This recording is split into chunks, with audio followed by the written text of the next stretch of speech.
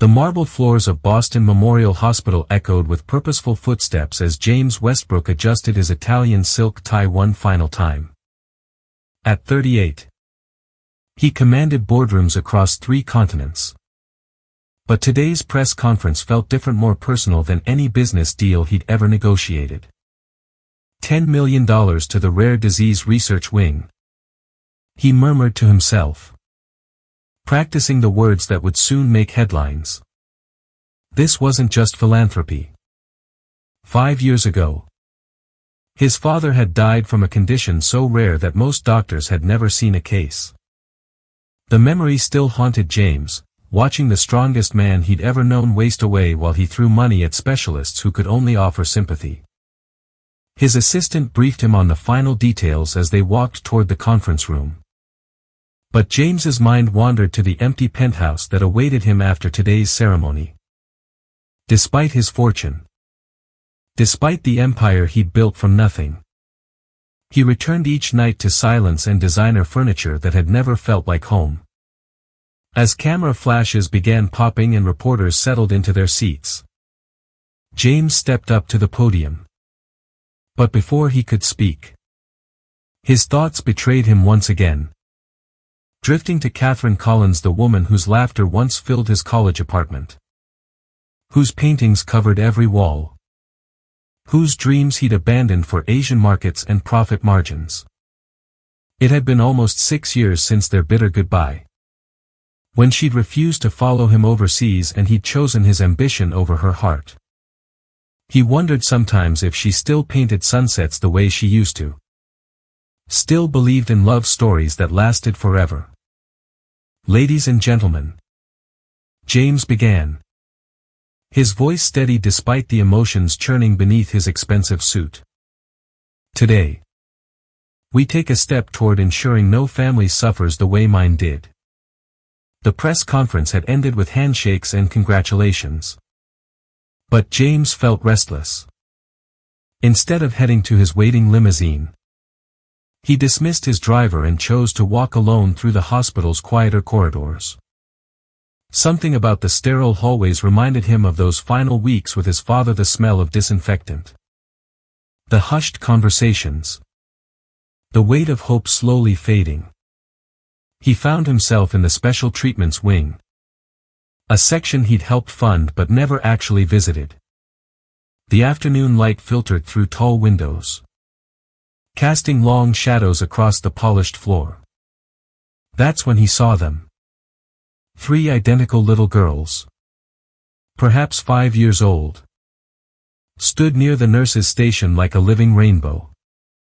One wore a bright red dress, another blue, and the third yellow. They watched him with the uninhibited curiosity that only children possess, their dark eyes tracking his every movement. James stopped walking. Something about them made his chest tighten. Not just their striking appearance, but something familiar he couldn't quite place. The girl in red crossed her arms, a gesture so achingly familiar that his breath caught. It was a defensive stance he'd seen before, years ago, in a cramped art studio when discussions about the future grew heated. "Excuse me," he heard himself say to a passing nurse. "Those little girls, are they patients here?" The nurse smiled warmly.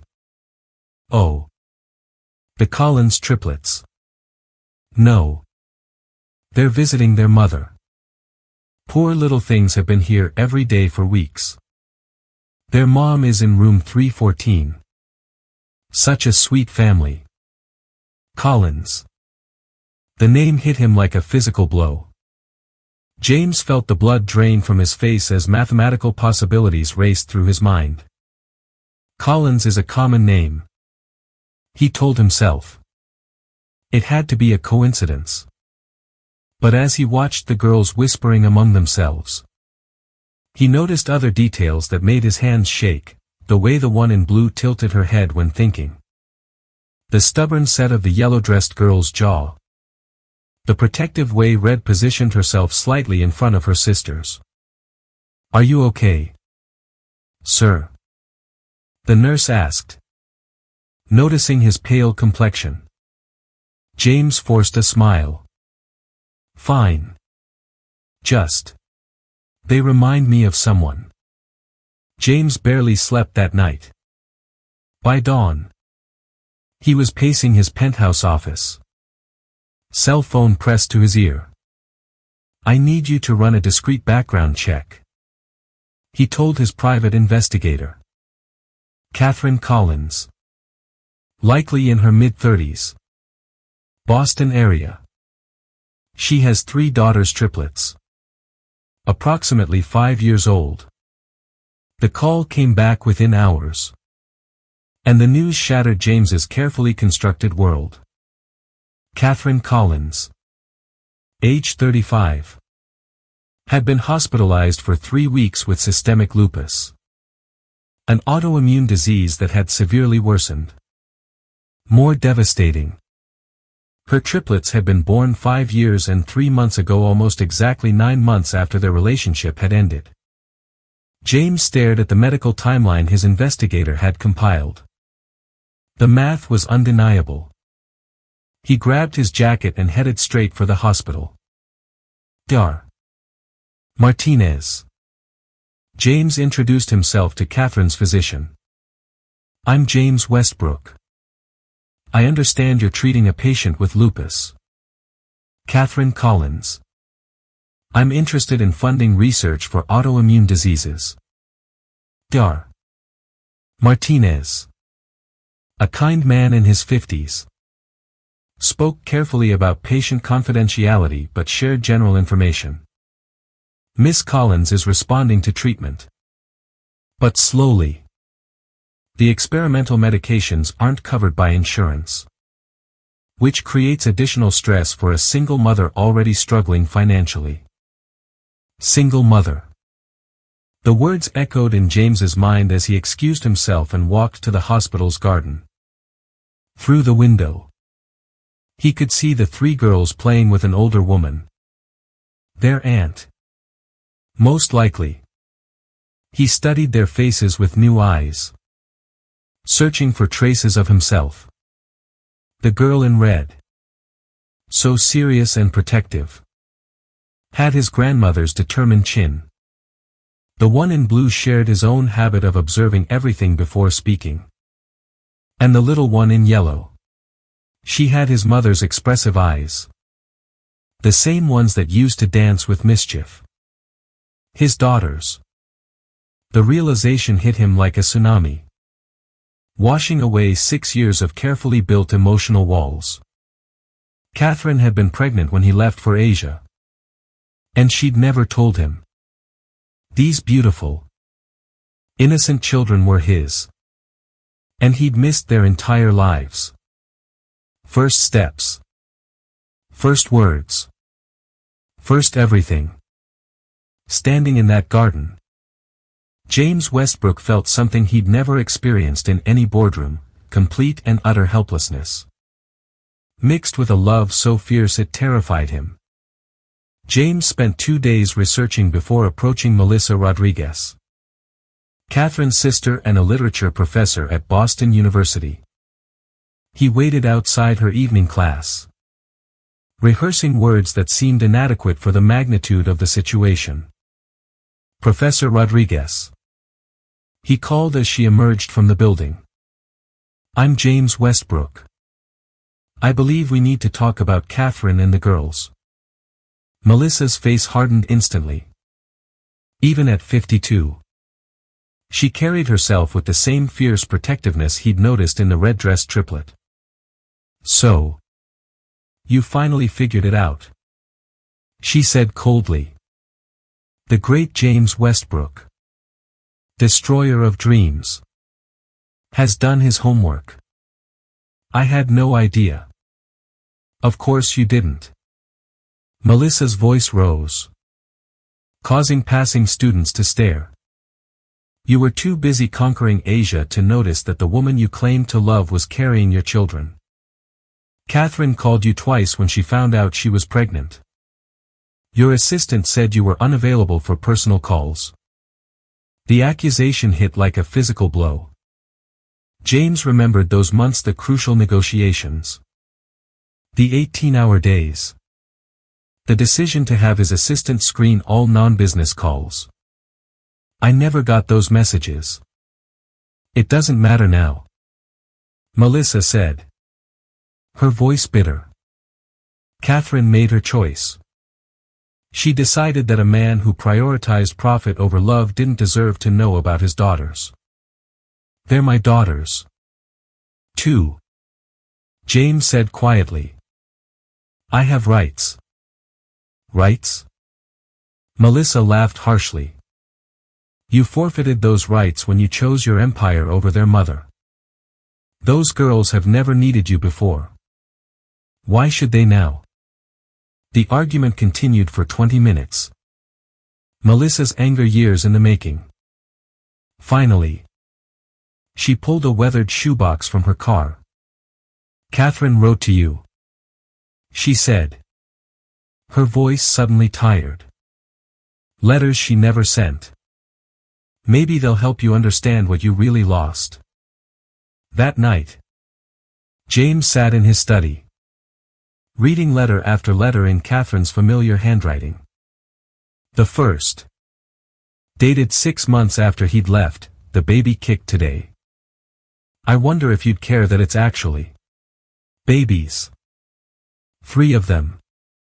I wonder if you'd come back if you knew. Another, written when the girls were 6 months old, Olivia rolled over today. She's so determined. Just like someone else I used to know. Emma watches everything with these serious eyes. And Sophia laughs at absolutely everything. They're perfect. James. I wish you could see them. The final letter. Dated 2 years ago. Destroyed him. I saw your face on a business magazine cover. You look successful and happy. I'm glad I never sent these letters. You built the life you wanted. And we built ours without you. After 2 weeks of tense negotiations involving lawyers and family counselors, Melissa agreed to a supervised meeting.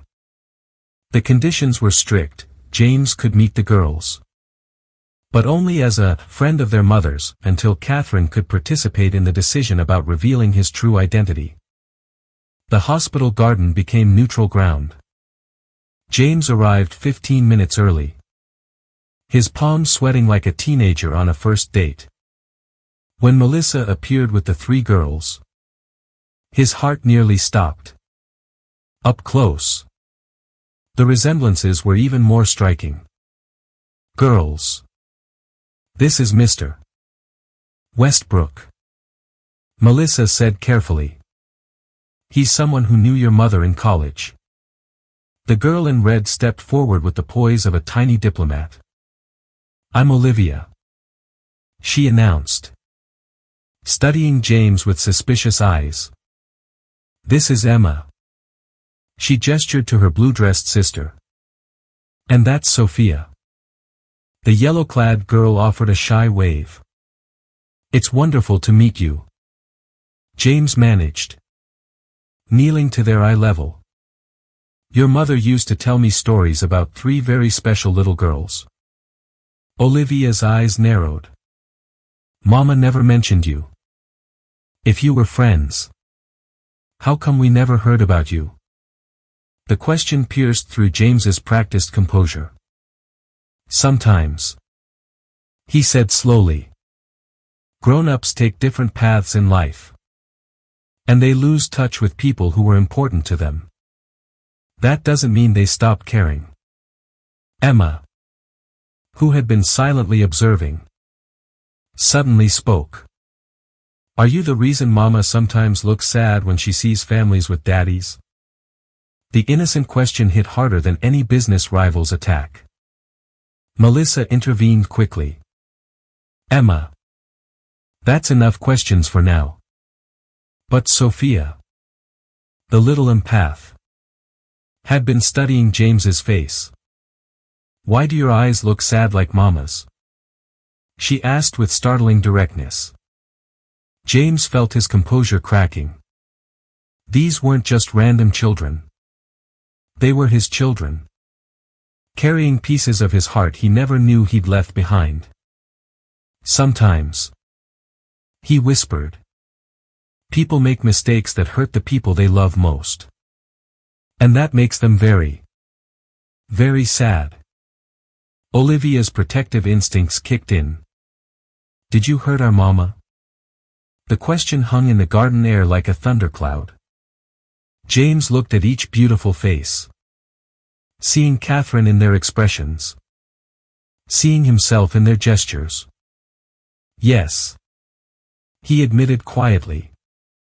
I did. And I'm more sorry than you could ever know.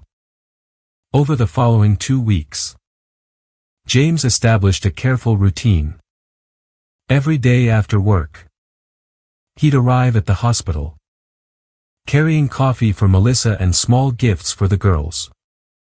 Never expensive toys, but thoughtful items like colored pencils for Olivia's sketches, astronomy books for Emma, and sheet music for Sophia's humming. You don't have to bring us things, Olivia said one afternoon, though she clutched her new sketchpad protectively. Mama says people who really care don't need to buy caring. Your mother is very wise, James replied, watching as Emma devoured a book about black holes with the intensity of a graduate student. I bring these because I noticed what makes each of you happy. Olivia. You see beauty everywhere and try to capture it. Emma. You want to understand how everything works. And Sophia. He turned to the youngest, who was softly singing to a stuffed animal. You make everyone around you feel better just by being yourself. Emma looked up from her book. How did you know we were different? Most people think we're exactly the same. Because, James said, settling into a chair beside them. I've been watching you. Really watching. Olivia draws when she's worried. I've seen her sketching every time your mama has a bad day. Emma asks questions when she's scared because understanding makes her feel safer. And Sophia. She takes care of everyone's feelings. Even when she's hurting. 2. The girls exchanged glances. Communicating in that silent language only twins and triplets develop. Finally, Olivia spoke. Mama taught us that being identical on the outside doesn't mean we have to be identical on the inside. She's absolutely right, James said. You're 3 completely different people who happen to share the same beautiful face. Later that evening, as James prepared to leave, Sophia tugged on his jacket. Mr. Westbrook. Will you still come see us when Mama gets better and we go home? The question revealed the fear beneath her cheerful exterior. The terror that everyone they cared about eventually disappeared. James knelt down, looking directly into eyes that mirrored his own. Sophia. I promise you this, I will be here as long as you want me to be. Getting better doesn't mean saying goodbye. For the first time since they'd met, Olivia smiled at Hema's small, tentative expression that felt like the greatest victory of his entire career. The next week had been brutal. Catherine's condition had worsened suddenly, requiring emergency treatment in the ICU. The girls hadn't been allowed to see her for 3 days. And their usual brightness had dimmed to worried whispers and tear-stained cheeks. They need a break, Melissa confided to James outside Catherine's room. But I don't know how to give them one when I'm barely holding it together myself. James made a decision that surprised them both. Let me take them to the cafeteria. Just for ice cream. Sometimes the smallest normal things help the most. In the hospital's cheerful cafeteria, the girls approached the ice cream freezer with the seriousness of judges deliberating a court case. Olivia studied every flavor twice. Emma read the ingredients on 3 different containers. Sophia changed her mind 4 times. This is very important, Emma announced solemnly. Ice cream choices can't be undone. James smiled, remembering similar moments from his own childhood. You know, my dad used to take me for ice cream whenever I had to go to the doctor. He said ice cream doesn't fix anything, but it gives you strength to handle whatever comes next. Did your daddy get sick too? Sophia asked, finally settling on strawberry with sprinkles. Yes, sweetheart. He got very sick, and ice cream couldn't make him better. But those moments together, they helped us both be brave. They found a table by the window, the afternoon sun streaming across their faces. For 10 minutes, the girls seemed like normal children again, giggling when Emma got chocolate on her nose and debating whether sprinkles counted as a proper topping. Then, Sophia accidentally knocked over her cup, pink ice cream splattering across her yellow dress. Instead of laughing it off as she normally would, she burst into tears, not about the ice cream, but about everything she'd been holding inside. Without hesitation, James knelt beside her chair, offering his handkerchief. It's okay to cry about the big things, Sophia. The ice cream is just the excuse. As she sobbed against his shoulder, Olivia watched with new eyes. When Sophia finally calmed down, Olivia asked the question that had been burning in her heart. Mr. Westbrook, what was our mama like when you knew her? Before us? James's voice grew gentle. She was exactly like you 3. Brave like Olivia, curious like Emma, and kind like Sophia. She painted pictures that made people feel less alone in the world. At 3 a.m. James's phone exploded with urgent messages. His company's most crucial acquisition, a deal 18 months in the making, was collapsing. His presence was required in London within 24 hours. Or Westbrook Industries would lose the European expansion that represented nearly half their projected growth. Sir, the board is waiting for your decision, his assistant said when James called an emergency meeting.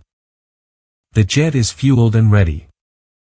James stared out his office window toward the hospital, where Catherine fought for her life and his daughters waited for news. 6 months ago, this wouldn't have been a choice. Business always came first. Success demanded sacrifice. Reschedule the London trip, he announced to his stunned board of directors. James, you can't be serious. His longtime business partner, Richard, protested. This deal represents everything we've worked toward. You're talking about throwing away $200 million. I'm talking about choosing what matters. James replied calmly. Promote Jennifer to handle the negotiations. She's been preparing for this responsibility. The room erupted in arguments. His CFO slammed papers on the table. Those children aren't even officially yours. You're destroying your legacy for a fantasy. No, James said, his voice steady despite the chaos around him. I'm finally building something worth leaving behind. When Richard cornered him after the meeting, his voice was desperate. What's happened to you? You used to understand that business requires hard choices. James looked at his oldest friend and business partner. I made a hard choice once before, Richard. I chose profit over love. Success over family. It earned me everything I thought I wanted and cost me everything that actually mattered. Meanwhile, at the hospital, the girls noticed subtle changes in their routine. James arrived earlier each morning and stayed later each evening. He asked more questions about their schoolwork, their friends, their fears. He began learning their language the way Emma's questions multiplied when she was anxious. How Olivia's drawings reflected her mood. How Sophia's songs changed depending on her mother's condition. "You're different," Olivia observed one afternoon as they worked on a puzzle together. "You seem more here." James paused, a puzzle piece in his hand. Sometimes it takes losing everything to realize what you should have been fighting for all along. That evening, he sat in his empty penthouse, surrounded by awards and achievements that suddenly felt meaningless, and called a child psychologist. "I need to understand," he said, "how to help children cope when everything they've known is changing." 2 months after their first meeting, the girls' ballet teacher announced that the spring recital would proceed as planned, a tribute to Catherine, who had helped design the costumes and choreography before falling ill. James watched Melissa's internal struggle as she weighed whether the girls were emotionally ready. "Mama would want us to dance," Olivia declared with characteristic determination.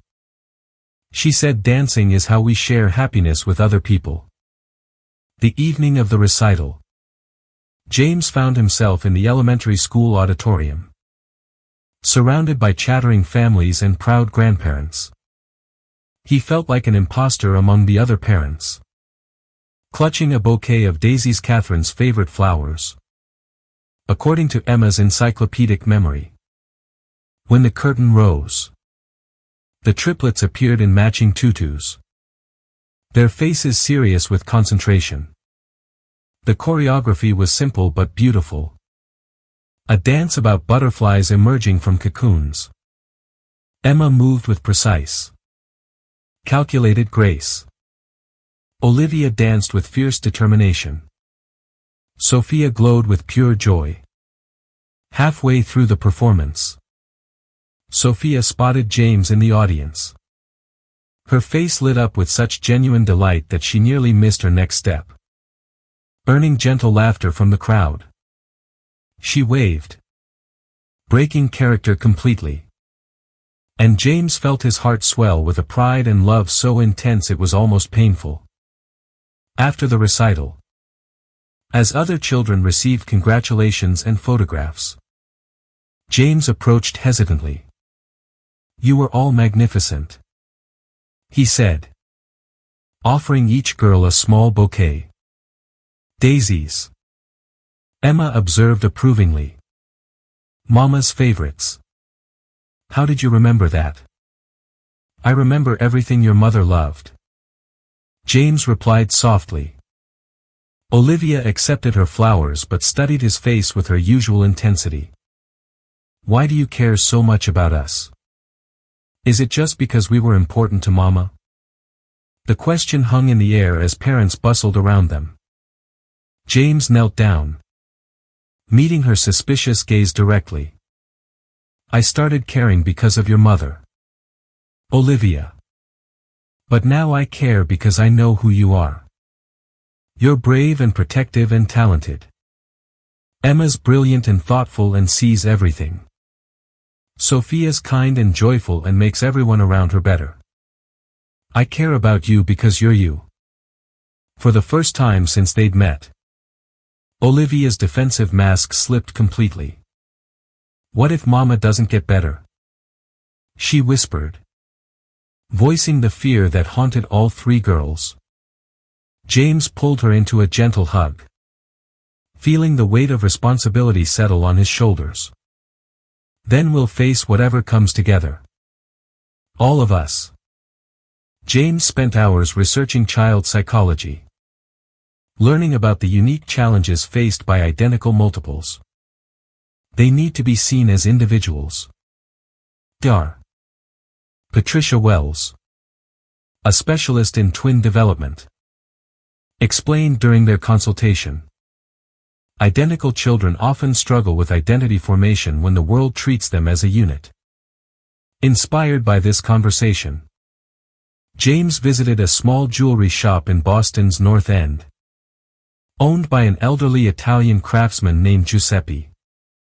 "I need something special," James explained.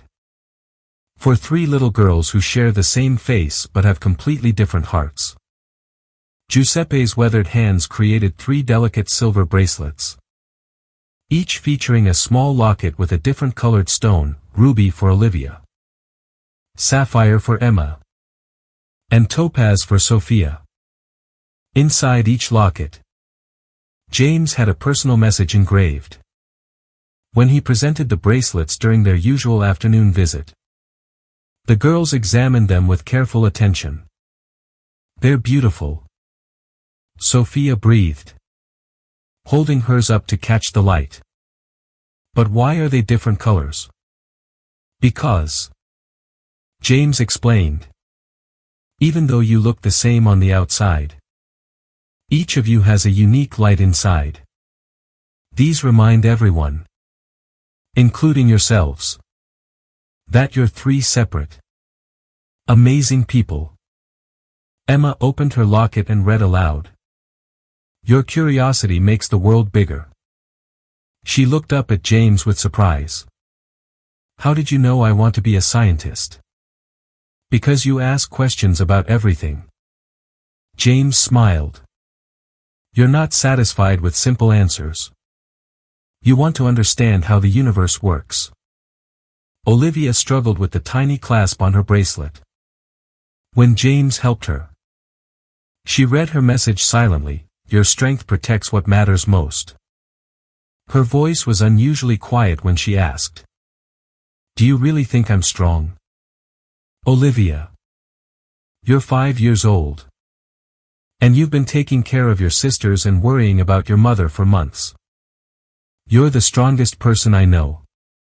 For the first time, tears gathered in Olivia's eyes, not sad tears, but the kind that come when someone finally sees you clearly. "What if I'm not strong enough if Mama?" She couldn't finish the sentence. James sat beside her on the hospital bench. "Then we'll be strong together. That's what families do. They share the weight when it gets too heavy for one person." Sophia had been quietly reading her own message, "Your joy heals broken hearts." She looked up with wonder. "Is that really what I do?" "Every single day," James assured her. "You make people smile when they thought they'd forgotten how." That evening, Melissa found James in the hospital corridor, watching through the window as the girls showed their bracelets to Catherine's sleeping form. "Thank you," she said simply.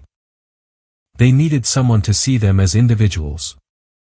They deserved to be celebrated. James replied, "All this time, I thought success meant building something from nothing. But watching them, they're already perfect. They just needed someone to notice." Catherine's condition stabilized into what doctors called cautious optimism. She was responding to treatment but faced months of recovery. A new routine emerged from the chaos, one that surprised James with its natural rhythm and profound satisfaction. He rented a furnished apartment 5 minutes from both the hospital and the girls' school, trading his sterile penthouse for a place where finger paintings could be taped to refrigerators and children's laughter could echo off the walls. His corporate driver was replaced by a modest SUV with car seats and a glove compartment full of wet wipes. 3 afternoons a week, James picked up the girls from Riverside Elementary. The first time he appeared at the school gates, other parents stared curiously at the impeccably dressed businessman standing among the usual crowd of mothers and nannies. By the 3rd week, he was just Mr. Westbrook, the man who always remembered which daughter needed help with math homework and which one required extra time to process new information. Emma needs 15 minutes to think before she answers difficult questions. He explained to their teacher, Mrs. Chen. During a parent-teacher conference he attended with Melissa. And Sophia processes emotions through movement. If she seems restless, she's not being disruptive. She's managing her feelings. Mrs. Chen seemed impressed by his insight. Most people assume identical children have identical needs. You've clearly taken the time to understand their individual personalities. The truth was, James found himself fascinated by their differences. Olivia approached new situations with cautious assessment. Like a general surveying a battlefield. Emma collected information obsessively before making decisions, surrounding herself with facts like armor. Sophia dove into experiences heart first, trusting that love would guide her safely through. Sunday mornings became sacred pancake Sundays, as Sophia christened them. James discovered that cooking for children required different skills than negotiating international acquisitions. Pancakes had to be perfectly round for Emma, shaped like flowers for Sophia, and served with fresh fruit arranged in patterns for Olivia's artistic eye. Why do you make them different for each of us? Emma asked one morning, studying her geometrically perfect stack. Because each of you is different, James replied, flipping another pancake. Why would I give you all the same thing when you don't want the same things? These conversations, he realized, were the real education. The girls asked questions that cut straight to essential truths. Why do some people have daddies and others don't? Why did God make mama sick? Why do adults sometimes make promises they can't keep? James found himself sharing stories about Catherine that painted pictures of their mother before motherhood transformed her. Your mama once spent her entire grocery money on art supplies. Then lived on peanut butter sandwiches for 2 weeks because she had to finish a painting. She said some things were more important than comfort. Like taking care of us is more important than staying healthy? Olivia asked with uncomfortable insight. Your mother's illness isn't because she took care of you, James said carefully. Sometimes bodies just get sick, no matter how well we take care of them. But yes, she has always put your needs before her own comfort. Emma, ever practical, asked. Is that why you started visiting us? Because Mama couldn't take care of us the way she usually does? The question forced James to confront his own motivations honestly. I started coming because I was worried about you. But I keep coming because I love spending time with you. All of you make me laugh and think and want to be better than I was yesterday. Sophia crawled into his lap during one of these Sunday conversations. Do you think Mama will like having you around when she gets better? It was the question that haunted James's quiet moments. He and Catherine would need to navigate their new relationship as co-parents, without the romantic history that had both connected and destroyed them. I hope so, sweetheart. But even if things are complicated between your mama and me, nothing will change how I feel about you three. Adults make things too complicated, Olivia observed with 5-year-old wisdom. We just want everyone to be happy and together. Looking at their hopeful faces gathered around his small dining table, James realized that these Sunday morning conversations had become the highlight of his week, more satisfying than any board meeting, more rewarding than any successful acquisition. For the first time in his adult life, he was building something that couldn't be measured in profit margins or stock prices. 4 months after their first meeting, Dr. Martinez delivered cautiously optimistic news. Catherine's treatment was working, but her recovery would require at least another 6 months of careful monitoring and gradual rehabilitation. The girls would need stability, routine, and space to be children while their mother healed. James looked around Catherine's small two-bedroom apartment during one of their planning meetings with Melissa. The cramped space had served them well when it was just Catherine and the girls. But now it felt inadequate for the expanding needs of 3 growing children. A recovering mother.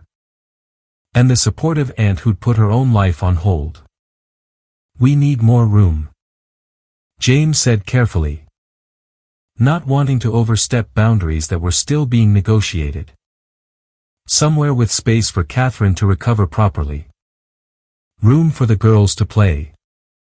And an area where she can paint again when she's ready." Melissa's expression tightened with familiar suspicion. "We can't afford anything bigger, James. Catherine's medical bills have drained her savings. And I'm covering what I can on a professor's salary. I'm not suggesting you pay for it," James replied. "I'm suggesting we find something that works for everyone and let me handle the finances. Not as charity, but as family taking care of family." The word hung in the air between them. Family. It was still so new. This concept of belonging to something bigger than his corporate empire. They spent 3 weekends looking at houses in family-friendly neighborhoods. James let the girls and Melissa lead the search, noting what made them light up with excitement. "Too fancy," Emma pronounced after touring a modern mansion. "Mama likes things with character. No garden for herbs," Sophia noted sadly at another property. "Mama needs her tea plants." Finally, they found it, a charming Victorian house in Cambridge with hardwood floors worn smooth by generations of families.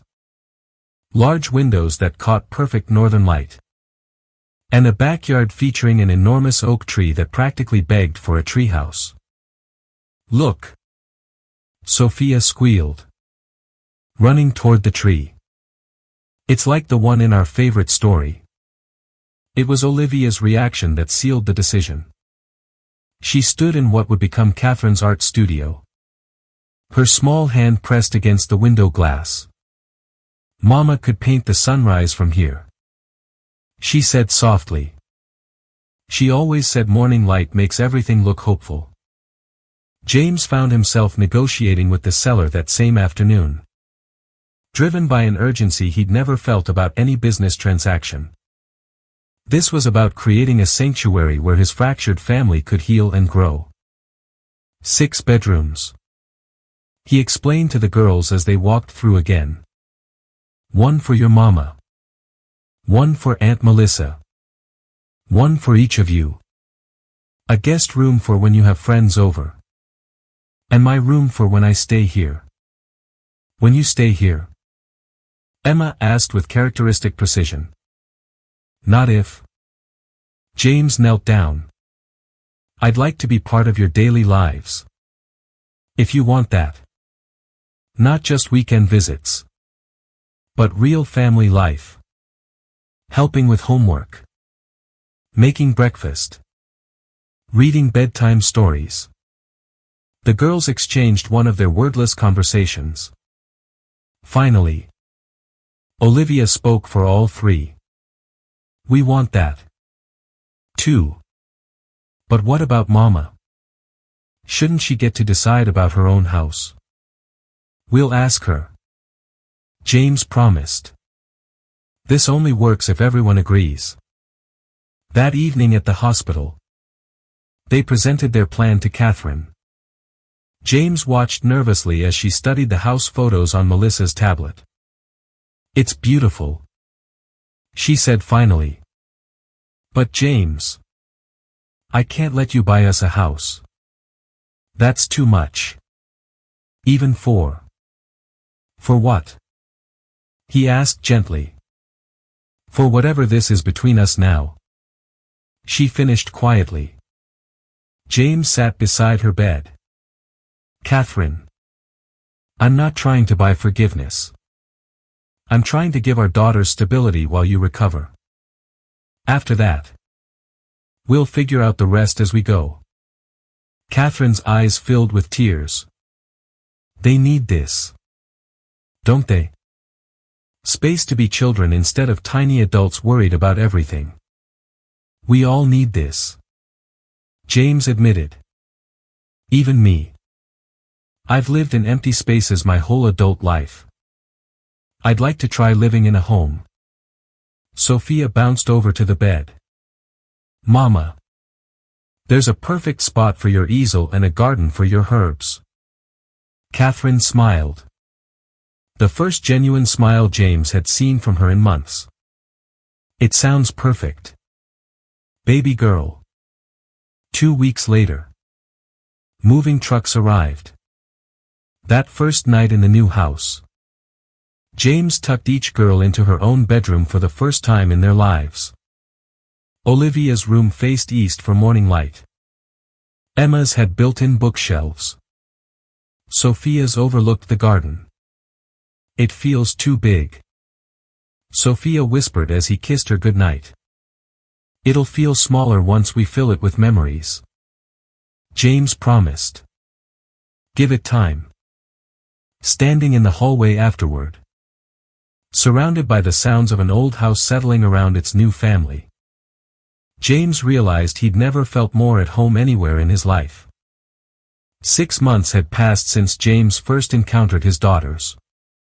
Catherine's 36th birthday arrived on a crisp October morning. Marking both a recovery milestone and the longest period of consciousness she'd maintained. The hospital room had been transformed. Olivia's artwork covered one wall. Emma had arranged a small bouquet of autumn lilies. Sophia had been practicing a song on a small keyboard. When they arrived, Catherine was sitting up in bed. Her hair braided. A sign she was having one of her clearer days. Happy birthday, Mama. They chorused. Catherine's hands shook slightly as she opened Olivia's handmade card. A drawing of their new house with all 5 family members standing in front. Emma presented a bound collection of astronomy facts. Sophia's gift was a recording of her singing, "You Are My Sunshine." It was when Catherine's gaze finally landed on James that the room's atmosphere shifted. For the first time, the fog of illness cleared. And she saw him. Really saw him. Standing in her hospital room with their daughters. James. She breathed. Her voice carrying 6 years of complex history. Mama. Are you okay? Olivia asked with immediate concern. Catherine reached for her daughter's hand. Never taking her eyes off James. I'm fine. Baby. Just. Surprised. You know. Don't you? About them? Emma. With her characteristic need for clarity. Spoke up. Mama. Mr. Westbrook is our daddy. We figured it out weeks ago. The simple statement hung in the room. Catherine's face cycled through a dozen emotions: surprise, fear, relief, worry. We didn't tell you because the doctor said not to give you stressful news. Sophia added helpfully. But it's not stressful. Is it? Having a daddy. Catherine looked at James. How long have you known? 4 months. James admitted. Since I saw them in the corridor. They have your eyes. But they have my grandmother's stubborn chin. A laugh escaped Catherine's lips. The first genuine laughter James had heard from her in years. God.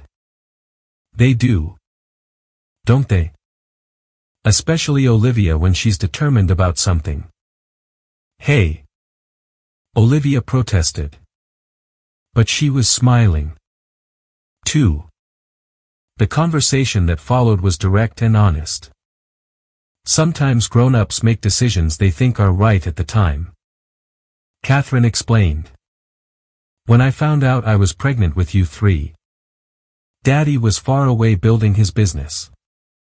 I thought he was happier without me. So I decided to raise you by myself. But you weren't really by yourself. Emma observed. You had Aunt Melissa. That's right. Catherine smiled. Family comes in different shapes. James felt compelled to add. And sometimes people grow up and realize that the things they thought were most important really weren't important at all. Later. After the girls had left to get cake, Catherine and James found themselves alone. They're incredible, Catherine said quietly. Beautiful. Smart. Kind. You've done an amazing job with them. I've missed so much. James replied, his voice heavy with regret. Catherine studied his face. But you're here now. That matters more than you know. The words carried weight beyond simple forgiveness. They carried possibility and hope. When the girls returned with a small cake, they sang a joyful, happy birthday. Make a wish, Mama, Sophia instructed. Catherine closed her eyes. Surrounded by her daughters and the man who had once broken her heart but was now helping to heal their family. When she opened them again and blew out the candles, James saw something in her expression he recognized from their college days, the look she got when she believed. Despite everything, that happiness was possible. 1 week later, everything shifted in a heartbeat. James was in a board meeting when his phone buzzed with urgent messages from Melissa. Catherine collapsed. Severe kidney complications. Emergency surgery. Come now. He left so abruptly that his CFO called after him. But James was already running. His heart pounding with a terror he'd never experienced in any boardroom crisis. At the hospital, he found Melissa with 3 frightened little girls. Her kidneys started failing. Melissa explained. Her voice barely controlled. It's a complication of the lupus. They said the next few hours are critical. Emma looked up at James with desperate eyes. Is Mama going to die? The question cut through him like a blade. I don't know. Sweetheart, he said, pulling her into his arms. The doctors are working very hard to help her. All we can do right now is wait and hope and take care of each other. Sophia crawled into his lap, sobbing with deep, body-shaking sobs. But it was Olivia's reaction that broke his heart. She sat rigidly, her small hands clenched into fists, trying to be strong for everyone. Olivia, James said gently. You don't have to be brave right now. You can be scared, too. If I'm not brave, who will take care of Emma and Sophia? She whispered, her voice cracking. That's my job now, James told her, surprising himself with the certainty in his voice. Taking care of all 3 of you. That's what daddies do. The word hung in the air. It was the first time he'd claimed the title outright. Even if. Olivia couldn't finish the sentence. James looked at each of their faces. Even if. He promised. No matter what happens with your mama. You 3 are my daughters. Nothing will ever change that. The hours crawled by.